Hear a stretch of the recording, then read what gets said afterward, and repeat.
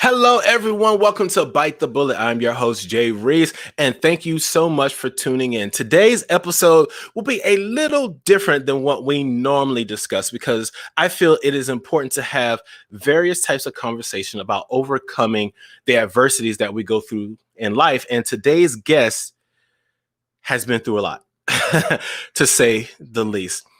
Pratibha Day is a very awesome person. I've known her for months, and every time I get the opportunity to speak with her and just have a conversation, I always feel better than how it started. And I find that some of the happiest people in this world have been through some of the most tragic things, and Pratibha is a very happy person. So let me go ahead and quit babbling and read to give her a proper intro. Pratibha Day is an upcoming author, entrepreneur, motivational speaker, and the founder of Chai Together, LLC. Pratibha has overcome numerous adversities in the South Asian culture, and her academic background is in interpersonal communication and education.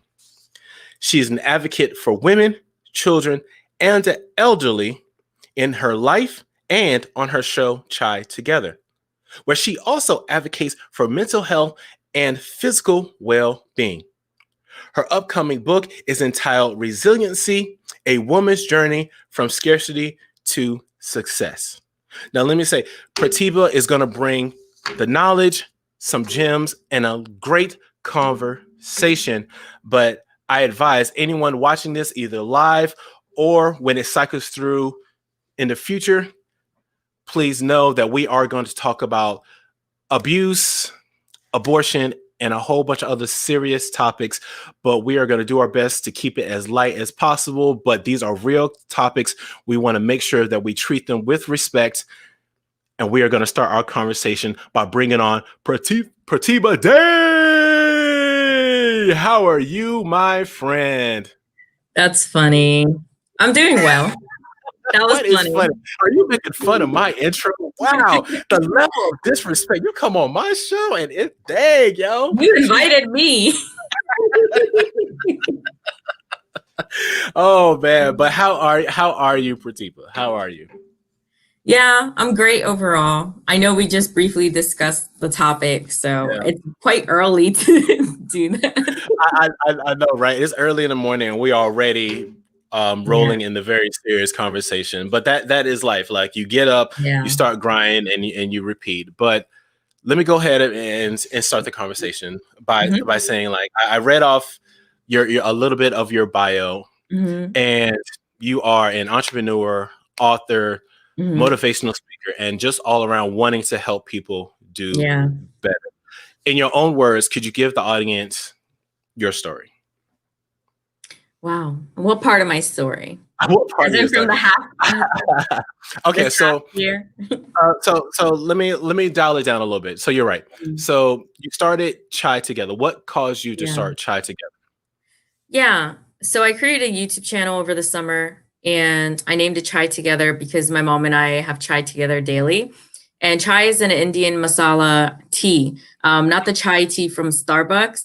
And that's actually saying TT, by the way, twice, because chai in Hindi means tea. Right. So I started Chai Together and I didn't know that it would be what it is today. So today, I interview individuals who have mental illnesses and physical impairments or who have overcome it.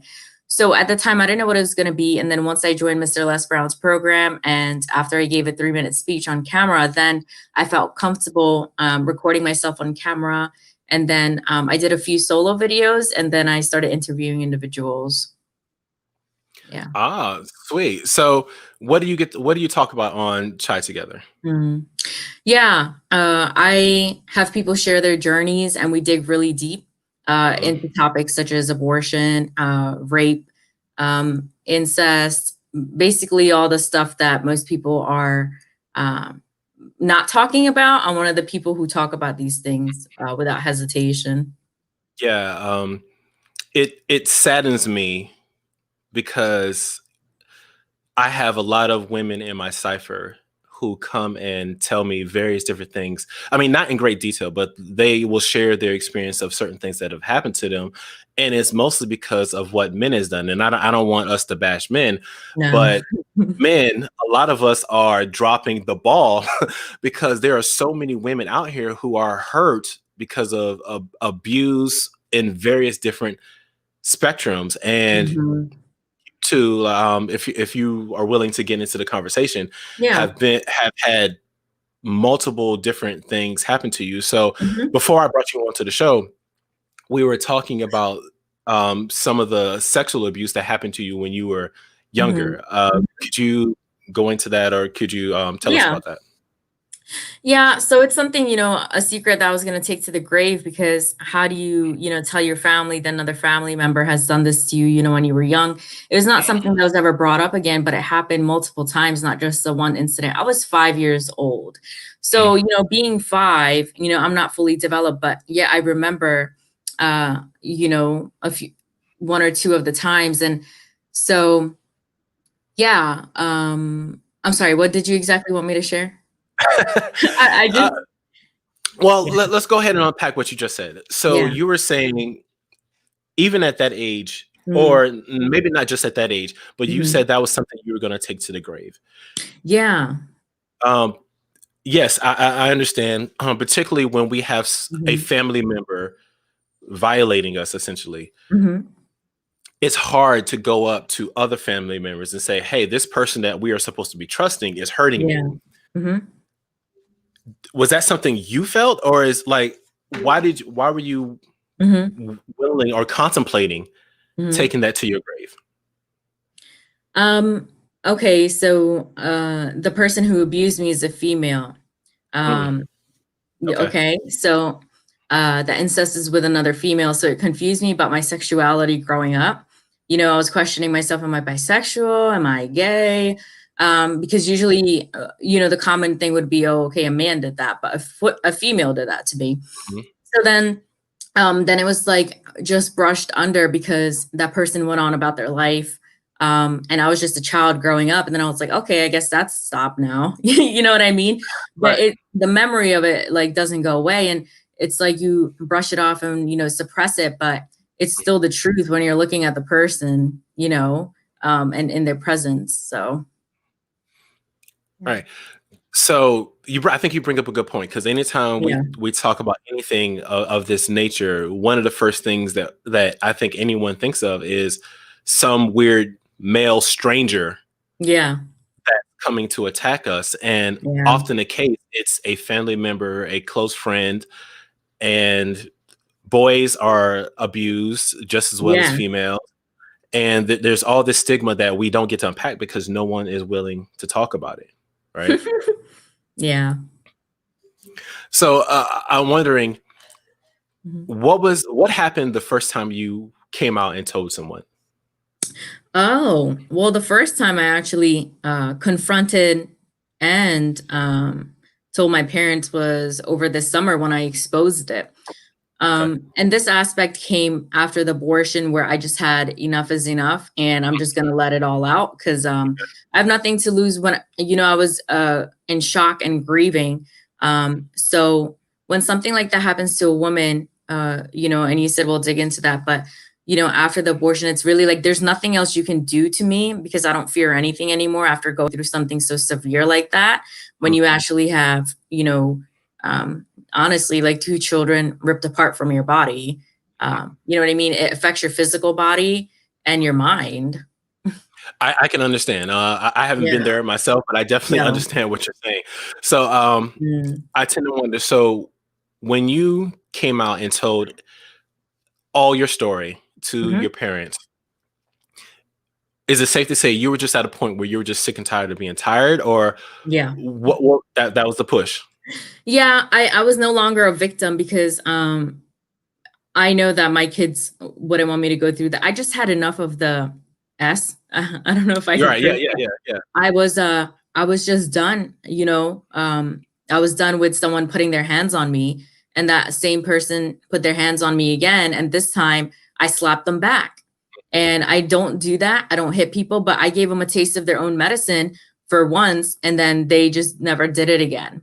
You know what I mean? So that's all it took, is for me to do the same thing to them. And they were surprised, like, oh my God, did she just hit me? It's like, did you just abuse me all of these years? And then when someone like slaps Right. you, Mhm. you know what I mean? It's like, who do you think you are? Like, you no longer control me. So let's Yeah. backtrack just for a second. Mhm. So you've had an abortion, and the abortion, if I'm remembering correct, I don't put words in your mouth, Mhm. but essentially you were in an abusive relationship.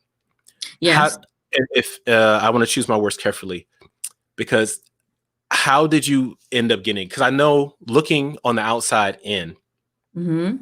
it's very easy for us to say, well, I would never do that. I can never put myself into that type of situation. Could you Mhm. kind of walk us through? Because I'm assuming that he didn't just start off abusive. Would that be fair to No. say? He was very Okay. charming. That's what narcissists do. Mm, I see. So at what point were Mm. you able to sit there and say, enough is enough. I don't want to do this anymore. How did that look for you? What was the mental shift? Oh, for with that person? Yeah, in that particular situation with that person of, Yeah. what, I'm not going to see this abuse anymore. Yeah, when they were yelling aggressively towards me and I had no voice, you Mm. know? I just had texted and I was just like, I no longer want us to be together. And then they were still persistent, all of that, and I just ignored it, blocked, all of that stuff. And then it was like talking back again. And I lived in a small town and they lived outside of it. So they came to speak with me while I was pregnant. And that was not a reason for me to stay with any man or any person, because you using me as pregnant for me a reason to stay is not a reason to me. Anyway, after that, I just hid out for safety until I was able to get back home, because I found that person to be dangerous. I don't know if they were gonna like physically like kill me, honestly, or hurt my babies. Right. So Yeah. how were you able to escape and stay safe? Because I know there are a lot of people out there who might be in an abusive Mhm. relationship or a toxic relationship. How did it look like for you leaving and getting somewhere safe? Yeah, well, I left the country. So I'm a US citizen, so I came back home. Yeah. But the one thing that I waited to do, and I was suffering in silence. That's a habit that I had to break out of, because this time it wasn't just about myself. It was about two kids I was carrying, which I believed was one. So what I did was I reached out to my dad at the time, and I was just crying and I didn't feel safe. And I didn't reach out to the US Embassy, but I highly recommend that if you're in another country. A friend of mine booked my ticket and helped me get home. And he picked me up from the airport. But my journey was, I was teaching ESL in Thailand. So my journey was just up and leaving. I had to keep quiet about it. Only one or two person knew, like my landlord knew, and he helped me get a taxi to get out of there. And he knew my situation. And I just want to say, like, you don't have to speak another language for someone to understand what you're going through. I just kind of explained in gestures, like, no good. um, so I left 5 a.m., went to a different town in Thailand. Then I took a flight there. Then I took another flight to another location, and then another one, and then possibly another one. And then I got home after 26 hours or more. Wow. So That was my escape. Yeah. Um, a second ago, you were saying how important it is to share this story and letting people know what's going on. Why do you Mhm. feel it's so important? And I know that might seem obvious to some, but why do you feel it's so important? Well, this is actually one of the first times I'm talking about this. I haven't actually talked about this aspect of my Oh, story well, thank where, you. I appreciate it. yeah, where I possibly the only reasoning that makes sense and all the red flags and signs add up is that the person wanted an American visa.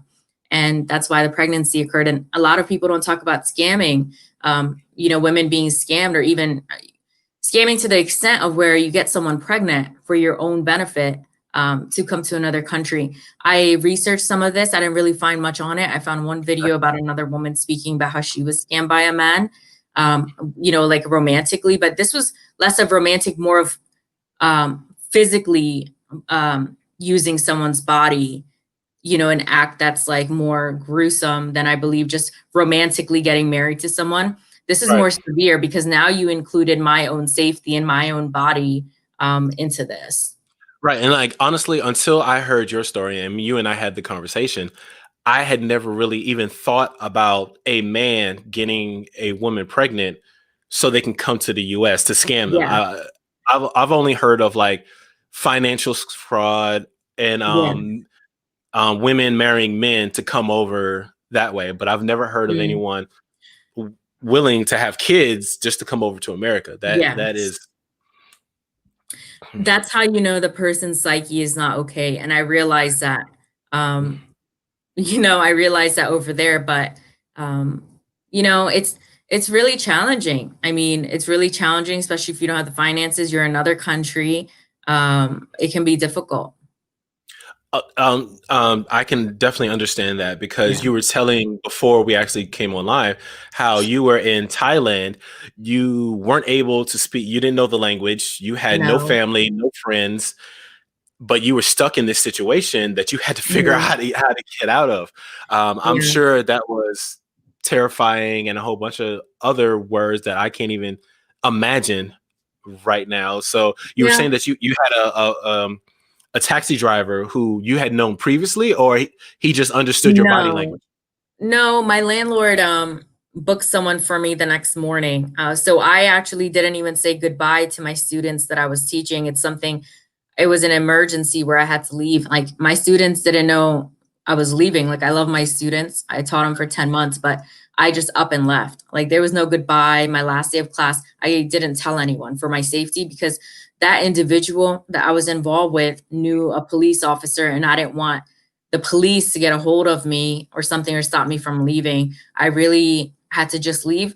And it's unfortunate I didn't say bye to the kids and it's sad, all of that stuff, but I had to look out for myself and the kids that were inside of me, you know? It is crazy how insidious narcissists and people who display this type of behavior are, because as Oh, you said, yeah. like they'll have police officer friends, they'll have people of authority, like all these different things to create this Yeah. bubble where the victim, or well, I hate to use the word victim, but the person Yeah. stuck in this situation feels like they're unable to go anywhere and do Yeah. anything or talk. Well, what led me to this, being involved with someone like this, is because of all the past trauma led me to date narcissists. He wasn't the first narcissist I dated. It was a pattern that I had. And the only Oh, reason I can say I'm here today, well, healthy, and a stable mind with healing is because of the abortion. Because if I wasn't shaken out of, the trauma, I possibly would still be living the same way, still suffering from depression, not succeeding in the things that you see where the circle we're in now, with Mastermind and Les Brown, all that stuff. I would not be here today. That needed to happen. I know you have your own beliefs on abortion, but it was a blessing in disguise. Sometimes, life brings us to, I thought all the hardest stuff had already happened to me, but this is something that physically happened to my body, like when I had a surgery. And to know that it was I don't blame myself, but I possibly still have to fully forgive myself. right. But the fact that I care because of my careless decision, two lives were lost. That's how I used to state it. But at the same time, I remember when I spoke to Les, on the Wednesday call, and I said, I don't want my kid's death to go in vain, but it didn't because it was a blessing and it brought me to what I do now. Try Together and all of this would not have came about if I didn't have any drive. They gave me drive. I've accomplished more in this last half year than most people possibly have in their lives, you know? So, so Yeah. you bring up multiple points right now, and I Yeah. want to make sure that we are able to hit all of them. Yeah, sure. So, well, Yeah. yes, but before we jumped on the live, you and I were having a conversation about abortion, and I don't think there's anything wrong with us having a respectful conversation about our opinions and our beliefs on abortion. Um, Yeah. I, I, I mentioned to you that I am particularly not a fan of abortion, but I do Mhm. believe in a woman's choice. Mhm. However, I would love to see a world where a respectful, healthy, particularly mentally Mhm. healthy male is able to be a part of that decision Mm. versus just women being able to go and make the decision. Now, if you're stuck in a situation where that man is toxic and he's not good for you or the child, then he might not need to be a part of that decision. But Yeah. overall, I would love to see it if men were able to be more a part of that decision. So let's talk about the man that you were in a relationship, the Mhm. narcissist. Um, he got you pregnant so that way he can come to America.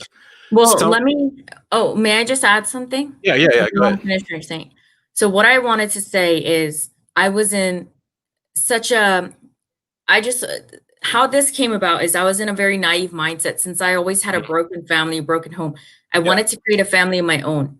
But I want to say prior to this, I had a boyfriend in the States who I was with for 8 months. And then once I moved to Thailand, we broke up due to the long distance and not wanting the same thing. So that was more of a healthy relationship, the healthiest that I've ever had. It was a friend of mine that I dated for 8 months. So after that, I knew I didn't want a relationship, and he came off charming, the person that I was involved with, and I also was flirtatious, and I also have a part in this. It's because I wanted company as well. I necessarily didn't want it to be serious. However, the person persisted. So when yeah, I saw him persisting, wanting something serious, I was like, wow, okay. So I finally found someone who's serious and wants a family, and I want the same thing. But I didn't know he wanted a family for that intention. I wanted one so I can have my own to possibly heal, but I need to heal within myself, not by just having a family with this guy I just met for like 1 month. That was my mindset. Like I was naive. Um, yeah, Oh, it's yeah, great to hear you take ownership in your part. We're not yeah. excusing his behavior, but being able to No, acknowledge the fact that you wanted a relation. Well, you yeah. didn't want a Well, relationship to begin with, but yeah, because of his persistence and because you were like, you know what, maybe yes, he actually is a good person and I can build with. yes. Started that relationship, and that's how you got it and got into it. So, Mm. what was your what were the chain of events that led you to say, you know what, I want to start thinking about abortion? That actually became a Mhm. option on the table. Okay, so even during the time when I was with him, so at that point, like I wanted engagement, like I did want to have a family, but so I'll be very frank, I never used birth control, I never needed to, and I never had anyone due to the type of family I had. I never even had anyone to explain to me about birth control. Like it's like I raised myself, okay, like as a woman, so I didn't know a lot of things. Honestly, like I didn't even know the severity of what I was doing. Like I was still a child. Um, like I'm 28 now, like I've grown, but before, like I didn't know anything really. And I was playing with my life. I was careless. But the one thing is, regarding the pregnancy, I just was not strong enough to walk away at what let me explain this. So I didn't want to become pregnant. It's like I was very Lucy. By Lucy, I mean like it's like something I desire. So it came about because I was like, oh, I'm engaged. Like it's okay if that happens because I'm engaged. I'm gonna get married. But at the same time, I wanted to finish school. I wasn't ready. So that happened, but it happened. And I had a few fights with the individual because they were not using protection. And I believe in their culture, they don't do that. So I freaked out because I said, I'm in another country. Like I don't have, BC. Like this isn't, we can't be doing this. But so it was to a point where I had to voice myself so many times, but I didn't listen to myself, that gut feeling and red flag that this person is not respecting my boundaries. They're not using protection. Like I need to get out of the situation. But Right. where do I go? Like I was out of town. It's like, what do you call it? Like country. It's like, where do I go? I don't speak the language. Like, how do I get out of here? I don't even know. So I just like stayed. Mhm.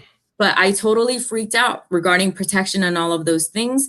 And moving forward, then suddenly I was just already pregnant. And as soon as I found out, of course, I had the emotions of like a mother. And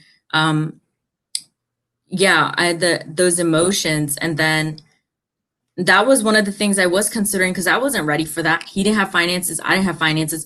I wanted to cut it off right in the beginning before the baby even formed even further. Right. There's different theories, formed right away, as soon as conception. But I mean, like really grow. I think the hardest part for me is when I had abortion in my second trimester when the baby has grown more than when the baby hasn't. Yeah. No, I agree with you. And regardless of my beliefs and my opinions, I can completely understand how not wanting to raise children in that No, type of environment or in another environment that no. you went to after that relationship. So I can understand that Yeah. And that completely. person, oh yeah, go ahead. No. Go ahead. Go ahead. Go ahead. No, and that person was going to use the child as a reasoning to come here. He would have fought. I didn't want that hanging over me. You know what I mean? Um, Let me just make this clear. I didn't have an abortion because of that person specifically, because it's their kids. They're my kids. I was looking at it like that. It's not because of the guy, it's because of the circumstances I was in. Okay. I had no support to raise these kids. I didn't have finances. I didn't finish school. It was the best decision I had to make for me, a clear decision. No one else influenced it that day Mhm. at the clinic. It was my own decision. So I just want to make that clear. But I definitely wouldn't have wanted to continue year after year associating myself with this toxic person because I have their child and they want to get in my life, you know? Yeah, Pratibha, thank you for making that Yes. clear, because I think a lot of people are influenced. They listen to whoever is in their cipher or in their circle, Yes. telling them what to do and how to do. So it's glad to hear No. that you didn't have anybody whispering in your ear, so to speak, No. forcing you or telling you what to do, and that was your own Yeah. independent I decision. yeah. I didn't ask any friends. Actually, everyone was like cut off from me. As when I was homeless, I had like four different numbers. I was always changing numbers, changing addresses. I didn't really, it was just me, myself, really. Mhm. And yeah, I don't regret my decision. I just believe that more forgiveness needs to happen because I have to. A hypnotherapist actually brought this up to me. I haven't had a session, but it's just a conversation. And she Right. stated to me that, I possibly need to forgive myself that those people who caused me, inflicted that trauma onto me, led me to be in a situation like that as an adult, um, to where I had to make that decision that I ideally wouldn't want to make because that's not what I want to do. It's not ideal for me, you know? Yeah, I agree Yeah. with that completely. But Mhm. I want to interrupt the conversation just for a second because we have a Yeah, cool. comment. Well, we Oh, have a comment, and I just want to show you. So Sheila Walker says, "Thank you for sharing your story. You were able to aw, overcome. Continue to be a voice for others, as there are so many struggling with similar situations and don't know what to do." So thank you, aw. Sheila Walker, for that comment, and I just want to share that with you, Yeah, Pratibha. that's nice. I actually So, didn't yeah, I didn't huh? see this. No, I didn't see it on Facebook Live. I shared it, but I didn't see it. It's all good. I see it. That's all that matters. I see it. It's Sorry. all good. So, Yeah. something you said earlier, Uh-huh. that everything that's happened to you is Yeah. helped push you forward, from the abuse, the relationships, the abortion, all that Yeah. stuff is one of your driving factors now of helping people, particularly Mhm. women, children, and the elderly with Chai Mhm. Together. And your sorry, looking down at my notes, It's okay. and your book. Let me make sure I get the title correctly. Resiliency, a woman's journey from scarcity to success. Could you Yeah. tell us about your book, please? My book is my story. My book is really my story. I am still, in the process of writing it. It is very challenging to write because you want to write, but you also don't want to go back into that dark space. So yeah, it's a work in progress. I'm in no rush. I know that it's gonna come out at the right time when it needs to, but I do plan to publish it this year for sure. Awesome. And like you're saying, I am currently Mhm. working on my own autobiography as well. And Aw. yeah, it's funny because like you want to tell a very truthful, honest story, but Yeah. there's parts that either you're not ready to go into yet, or just they're Yeah. just there and you're not sure how to tell that story, because Yeah. never necessarily want to put people in a negative light, but you want to tell the truth, right? So Yeah. I don't know, but I would I yeah. look forward to your book and reading your story, because just hearing it every Mm. time I've got to hear parts of your story, it helps motivate me to say, you know what, there is, regardless of what happens in life, I can do better and I can be Aw. better. Thanks for that. Well, Dr. John Gray, I was interviewing him yesterday, and he stated that regarding the book that he wrote, that people weren't happy in his family and whatnot. And he said, well, this is for me. This book is not Right. about you. And that's what he said. Like, do you feel that I wrote this like about you? He said, I'm talking about me and how he perceived his story. So yeah, that's Uh, helpful. I love that, and I'm fine. I don't know if you have similar thoughts, but I'm finding the Mhm. more that I'm able to share my story about things that's happened to me when I was younger or even as an adult, the people who get offended by my story aren't really there for me anyway. And I say that because, example, um, Mhm. with being in the summit, the Les Brown summit, I Yeah. shared a story about something my father had said to me years ago about me Mm, conforming and staying inside the construct of what was normal mm, for our group, right? And that hindered me throughout my life. And I'm not mad at my father, and I understand now as an adult. I understood why he said what he said, and I knew he was loving me the best the way he could with what he knew how to love me. So um, I find it that my dad had no issues with what I said, but a lot of other family members were like, "Oh, did he really say that? How could he say that to you? Why would he say that to you?" And it's just like, it isn't about you. Don't worry about that. Like, that's not even the point of the speech. But mm. I don't know if you're finding similar issues sharing your story of people getting mad and Well, the only concern is, well, it's just my parents and I now, but I know my mom, she has her own mental illness. She's yeah, always concerned. She's like, she asked me this, she said, are you going to write everything that happened to you from when you're young to now? And I said, yes, it's my life story.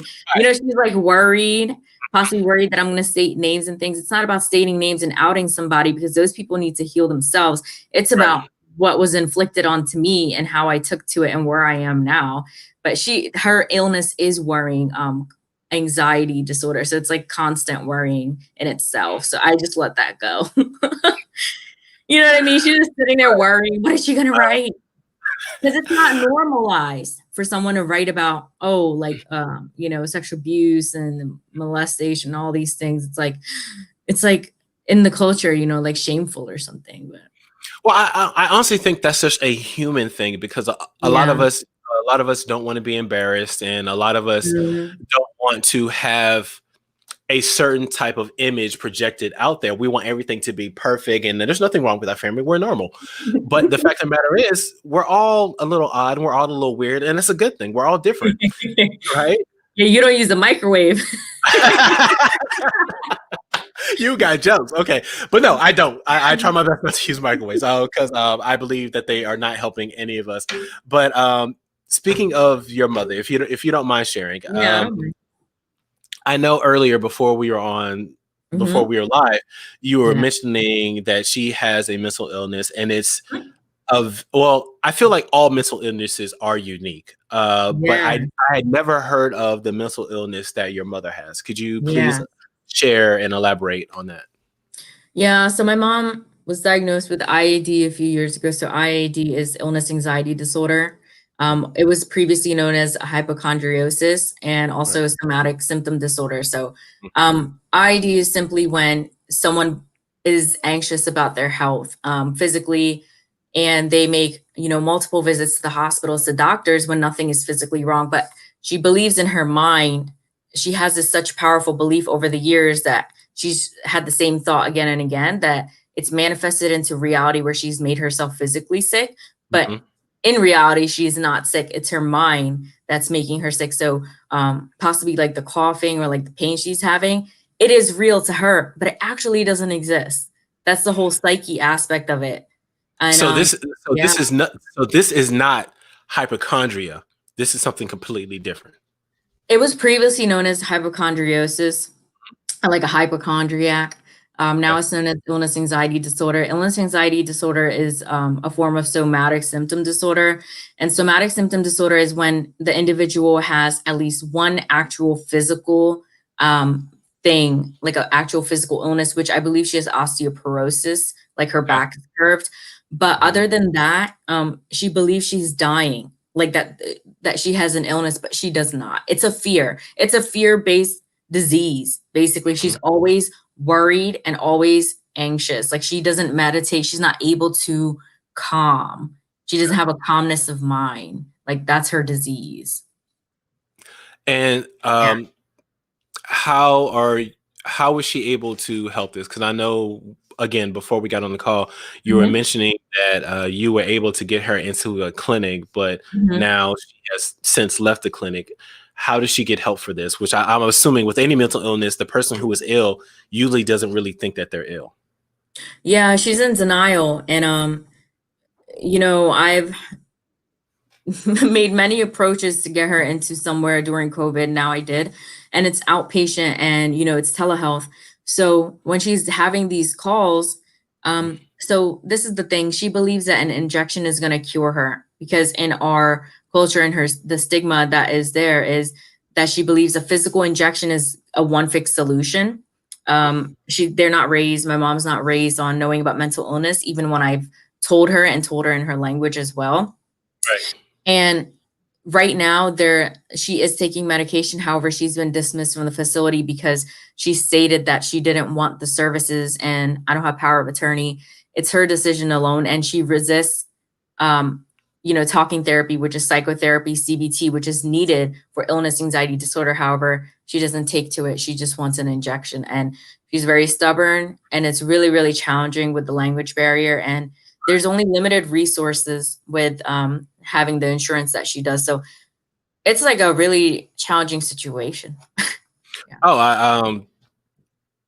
I haven't been in that particular situation.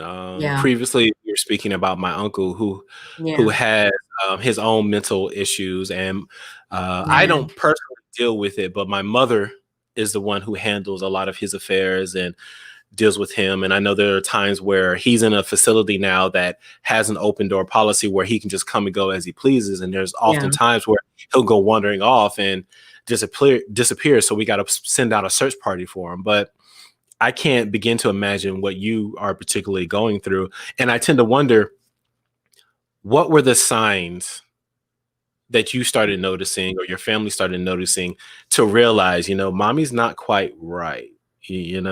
Something's Well, wrong she's with mom. always been this way. The thing is, it's unfortunate since I was a young child, since in India, she was in, I believe she went to a mental institution, but my mom has lost a child. My brother had passed away. He was her firstborn, and she's had a lot of losses, from sister to parents, who Yeah. died. So that can increase and like Hmm. trigger. But she started hearing voices and having hallucinations, from Hmm. what the psychiatrist believes. Yeah. I believe 4 years ago when I started university, and she was in the hospital, and she was diagnosed with paranoid schizophrenia. So it's my mom has two diagnoses, not one. Wow. Um, yeah, so those two go together. So she also hears voices and things of that nature, which the medicine controls. But now, her being released from the facility, that means she's cut off from medication as well. So only don't know what's to come, but I just know that I'm gonna keep a stable mind, and you know, um, I'm not gonna let her go into that dark place again. Like I would like her not to. Without medication, she's not stable. No, I understand. My wife likes to laugh and make fun of me Mm, because I usually don't take medication just yeah, because of certain things, because I like the body to heal itself. yeah. However, anytime I have been prescribed by a doctor telling me, yo, I need this, I usually take it. So I know that with your mother having you as a daughter, she is in good hands. I understand how Mm, challenging it probably can be or probably is, mm. but I'm glad that you are in a good place where you want to take this and be positive and strive for a better day. So I know that you'll make it through just by the conversations we've had and the months that we've known each other. I know things will get better one way or another. Thank you. So I think right now might be a good place to make a Mm, transition to our bite the bullet questions. So good. if you have not seen the show, my first question to you is, why haven't you seen the show and where have you been? And thank you for being here now. So the Bite the Bullet questions are a series of rapid fire questions that I will be asking Pratibha. She has not seen these questions. She does not know what's coming her way. And I am positive that she is shaking right now in her seat. Pratibha, are you ready for these questions? I'm ready. All right. So, what motivates you to do what you do? Wow. I'm just quiet. Honestly, the first thing that came to mind was my children. That's what came to mind. Yeah. Oh, I love that. I love that. What is the one common myth about you that you want to debunk? Comment about me. Mhm. You tell me. You know me. Honestly, funny enough, like, Oh. yeah, go ahead, go ahead. Yeah, go ahead. No, you go ahead first. Since you put me on the spot, you know what? It's supposed to Like be I said, rapid fire. I've only known you for months, and based on our conversations, I would like to think the common misconception about you is that people think that you've had an easy life, and Yes. that is Yeah. not the contrary. Because of my smile. So one thing is a lot of people believe my story. They don't, I mean, I just said my full story, but they believe my story is from years ago. That because I'm smiling, yeah, my smile, that they wouldn't have ever imagined I went through all of these things, or even if one of these things, because how happy I am. Right. Mhm. It's a Yeah. choice. Well, It's a choice. I said that at the beginning of the show. I find it that the happiest people in the world, and Yeah. that I have had the privilege to talk to and knowing, when you find their backstory, you're like, wow, how are you a happy person? You know? And so the next question is, what's one thing you wish you had known before beginning your career? Oh. And I know you're a lady of many hats, so any career that you want to pick is certainly fine. Oh. Entrepreneurship, that there's many steps to starting your business. Oh Yes. Lord. I agree with that 100%. Oh, actually 150%. Yes.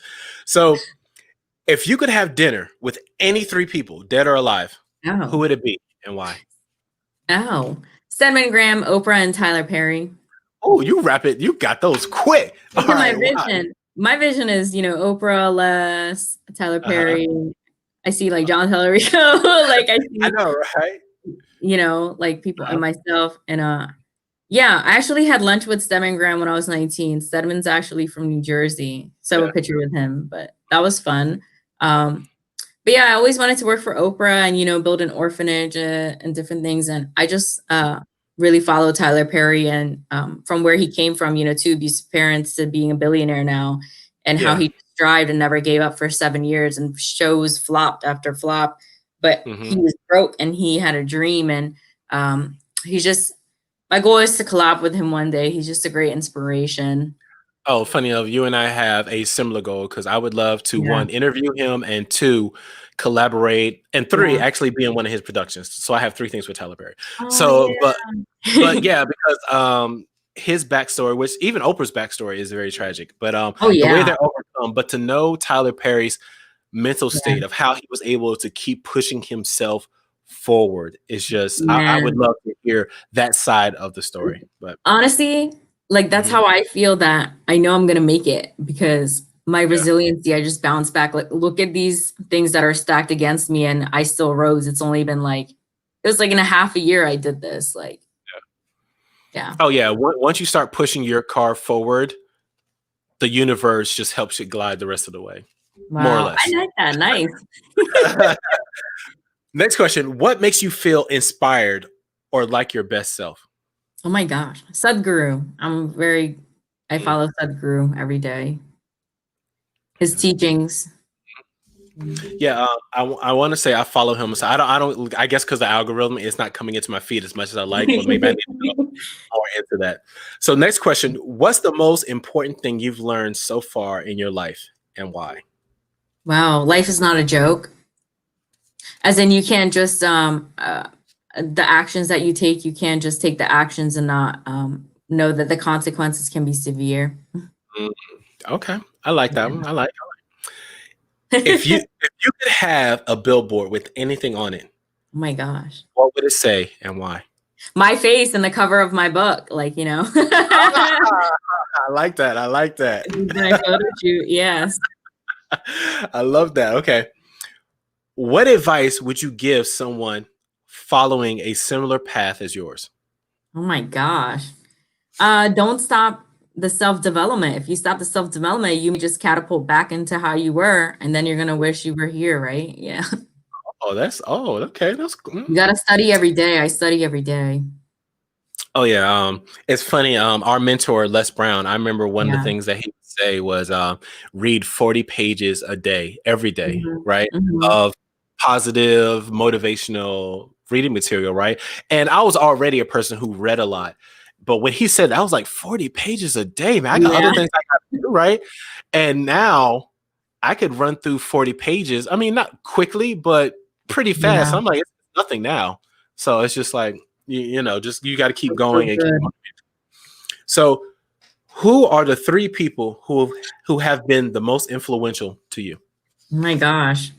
He's like 6 months. Les Brown, John Tallarico, and Sadhguru. Fair enough. Fair enough. Your three is your three. Fair enough. Fair enough. What, in your opinion, is the best tip for making the world a better place? Oh my gosh.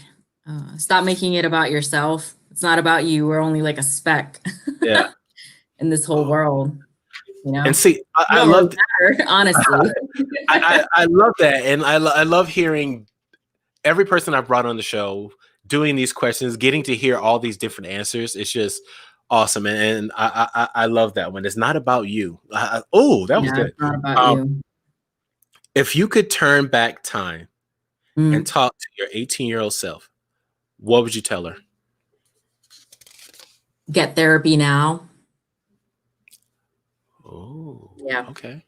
I don't even remember 18. I remember 19, but Mhm, definitely get help, as soon as possible. Like I waited, what, 12 years to mhm. get professional help. Like you need help to get out of some things. Yeah, 100%.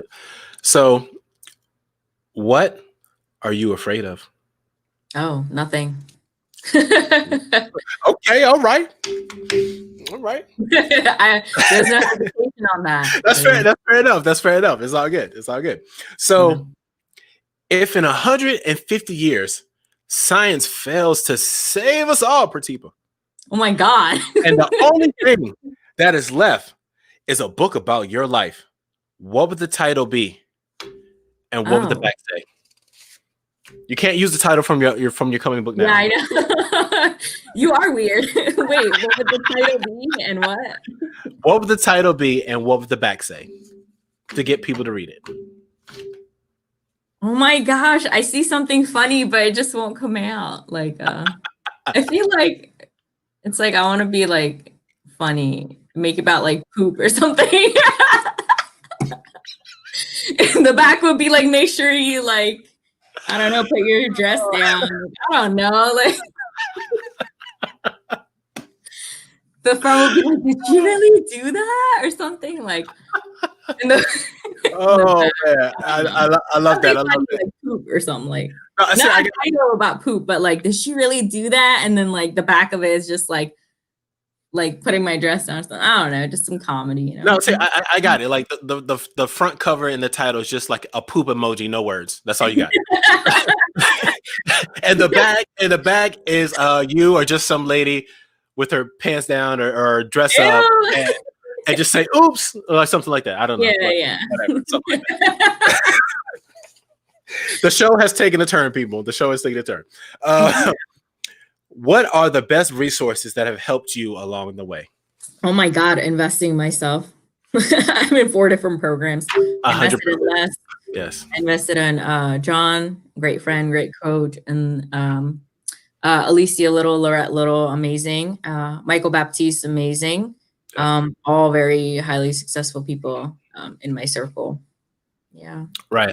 The importance of mentors and just investing in yourself, it's priceless. You always get return of interest on those. So we're down to the last question.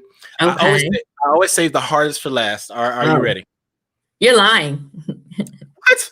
I feel like you're fibbing right now. What? Where can our listeners connect with you online? Oh, I knew it. See, I am so smart. My name means genius. So, yeah, Chai Together on YouTube, Chai Together LLC on Instagram, Pratibha Day, LinkedIn, Facebook, and pratibhaday.com. I love it. I love it. So I want to be respectful of your time, Pratibha. Yes, it is always such a pleasure and a joy to talk to you. And thank you so much for sharing your story here with us today on Bite the Bullet. Are there any final thoughts or last words you'd love to share with the audience today? Yes, just simply you can survive anything as long as you have like a desire and the willpower to do it. So really you have to build your resiliency if you want to just keep going. Most people, being longer than I said now, but most people, they haven't built that resiliency and they commit suicide or hurt themselves in different ways, but I choose not to do that. So you don't have to drink your pain away. You don't have to smoke your pain away. I don't do those things. I just knew I wanted to keep this smile. So it's all really a decision no matter what you're going through. You can't use that as an excuse to why you're drinking, smoking, or doing things to harm yourself. You know that quote by Viktor Frankl that regardless of the physical or intellectual abuse you're subjected to, no one can cause you to think something you don't want to think. And he's a Holocaust camp survivor. So really he didn't let it impact him. So really the power of your mind, just the power of your thinking, just study more. Yeah. Right. And his book is a Man's Search for Meaning, right? Yeah. Yeah, it's in my list to read. Like I have it in the back, but I will get to it. I know it's quotes, but yeah. Other than that, I think you've ended the show well. I can't say anything. I can't say anything other than thank everyone for tuning in. This has been Bite the Bullet with your host Jay Reese. We will catch you later.